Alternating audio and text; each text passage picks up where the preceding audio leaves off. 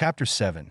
And Absalom and all the people, the men of Israel, came to Jerusalem, and Ahithophel with him.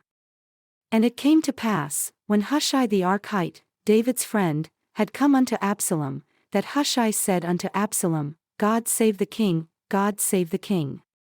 And Absalom said to Hushai, Is this your kindness to your friend? Why did you not go with your friend? And Hushai said unto Absalom, Nay, but whom the Lord, and this people, and all the men of Israel choose, his will I be, and with him will I abide. And again, whom should I serve? Should I not serve in the presence of his son? As I have served in your father's presence, so will I be in your presence. Then said Absalom to Ahithophel, Give counsel among you what we shall do.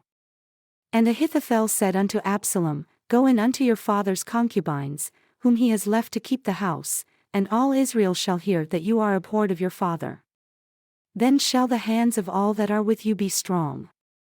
So they spread Absalom a tent upon the top of the house, and Absalom went in unto his father's concubines in the sight of all Israel. And the counsel of Ahithophel which he counselled in those days was as if a man had inquired at the oracle of God, so was all the counsel of Ahithophel, both with David and with Absalom. Moreover, Ahithophel said unto Absalom, Let me now choose out 12,000 men, and I will arise and pursue after David this night. And I will come upon him while he is weary and weak-handed, and will make him afraid. And all the people that are with him shall flee, and I will smite the king only. And I will bring back all the people unto you. The man whom you seek is as if all returned, so all the people shall be in peace. And the saying pleased Absalom well, and all the elders of Israel. Then said Absalom, Call now Hushai the Archite also, and let us hear likewise what he says. And when Hushai had come to Absalom, Absalom spoke unto him, saying, Ahithophel has spoken after this manner.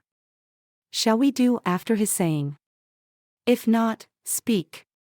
And Hushai said unto Absalom, The counsel that Ahithophel has given is not good at this time. For, said Hushai, you know your father and his men, that they are mighty men, and they are bitter in their minds, as a bear robbed of her whelps in the field. And your father is a man of war, and will not lodge with the people. Behold, he is hidden now in some pit, or in some other place. And it will come to pass, when some of them are overthrown at the first, that whoever hears it will say, There is a slaughter among the people that follow Absalom. And he also that is valiant, whose heart is as the heart of a lion, shall utterly melt. For all Israel knows that your father is a mighty man, and they who are with him are valiant men. Therefore, I counsel that all Israel be gathered together unto you, from Dan even to Beersheba, as the sand that is by the sea for multitude, and that you go to battle in your own person. So shall we come upon him in some place where he shall be found, and we will light upon him as the dew falls on the ground. And of him and of all the men that are with him there shall not be left so much as one. Moreover, if he has gotten into a city, then shall all Israel bring ropes to that city, and we will draw it into the river, until there is not one small stone found there. And Absalom and all the men of Israel said, The counsel of Hushai the Archite is better than the counsel of Ahithophel, for the Lord had appointed to defeat the good counsel of Ahithophel, to the intent that the Lord might bring evil upon Absalom.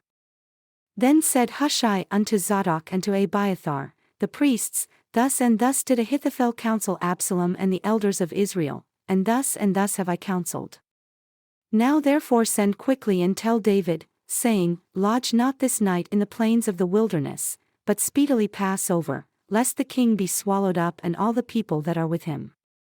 Now Jonathan and Ahimaaz stayed by Enrogel, for they might not be seen to come into the city, and a woman's servant went and told them, and they went and told King David. Nevertheless, a lad saw them and told Absalom, but they went both of them away quickly, and came to a man's house in Bahurim which had a well in his court, where they went down. And the woman took and spread a covering over the well's mouth, and spread ground grain thereon. And the thing was not known. And when Absalom's servants came to the woman, to the house, they said, Where is Ahimaaz and Jonathan? And the woman said unto them, They have gone over the brook of water. And when they had sought and could not find them, they returned to Jerusalem. And it came to pass, after they were departed, that they came up out of the well and went and told King David, and said unto David, Arise, and pass quickly over the water, for thus has Ahithophel counseled against you. Then David arose, and all the people that were with him, and they passed over Jordan. By the morning light there lacked not one of them, that was not gone over Jordan. And when Ahithophel saw that his counsel was not followed, he saddled his ass, and arose and went home to his house, to his city, and put his household in order, and hanged himself and died, and was buried in the sepulchre of his father. Then David came to Mahanaim, and Absalom passed over Jordan, he and all the men of Israel with him. And Absalom made Amasa captain of the host instead of Joab, which Amasa was a man's son whose name was Jether, an Israelite, that went into Abigail the daughter of Nahash, sister to Zeruiah, Joab's mother. So Israel and Absalom pitched in the land of Gilead. And it came to pass, when David had come to Mahanaim, that Shobi the son of Nahash, of Rabbah of the children of Ammon, and Machir the son of Ammiel, of Lodabar, and Barzillai the Gileadite of Roglim, brought beds, and basins, and earthen vessels, and wheat, and barley, and flour, and parched grain, and beans, and lentils, and parched seeds, and honey, and butter, and sheep, and cheese of cows, for David and for the people that were with him to eat. Flour, they said, the people are hungry, and weary, and thirsty in the wilderness.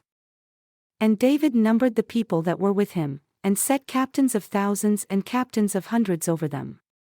And David sent forth a third part of the people under the hand of Joab, and a third part under the hand of Abishai the son of Zeruiah, Joab's brother, and a third part under the hand of Ittai the Gittite.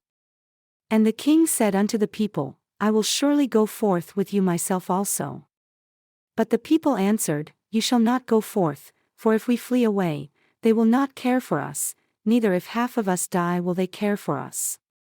But now you are worth 10,000 of us, therefore, now it is better that you succor us out of the city.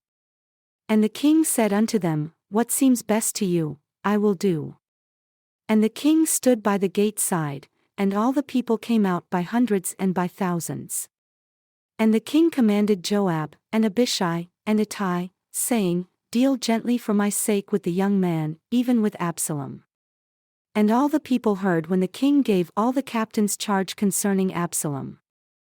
So the people went out into the field against Israel, and the battle was in the wood of Ephraim, where the people of Israel were slain before the servants of David. And there was there a great slaughter that day of 20,000 men, for the battle was there scattered over the face of all the country. And the wood devoured more people that day than the sword devoured.